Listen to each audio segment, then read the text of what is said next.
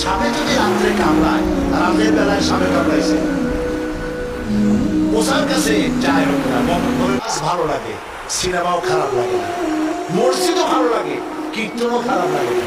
এই যে দুইটা ভালো লাগে, এটি হলো অসুস্থ দিক।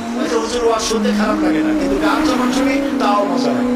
মসজিদও ভালো লাগে, সিনেমাও খারাপ লাগে না। আসলে এরকম লোক আছে। এটা কেন? এটা হলো এই জন্য যে ইমানের মধ্যে জং ধরে গেছে। সাপে যদি রাত্রে কামড়ায়, রাতের বেলায় সাপে কামড়াইছে,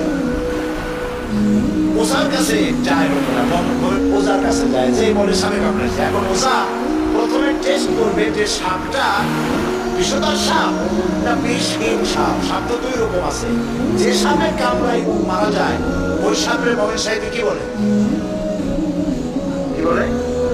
গোখরো সাপ। আর সেটা দেখতে খুব রং ছং মোটাটোটাও আছে, কিন্তু কামড়াইলে কিছু হয় না, ওইটা কি? ডোরা সাপ। এখন ডোরা সাপ না গোখরো সাপ, কামড়াইলে কোনটায় দেখে তো নাই। এটা বোঝার জন্য বোঝা করে কি, সাপে দংশিত ব্যক্তির জিহ্বার উপরে লবণ এবং ঝালওয়ালা মরিচ এগুলো দিয়ে দেয় জিহ্বার মধ্যে।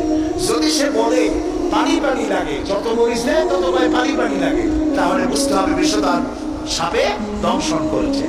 আর যদি সে বলে যে ঝাল লাগতেছে, লবণ লাগতেছে, তাহলে বুঝতে হবে যে ডোরা সাপে কি করছে? দংশন করেছে।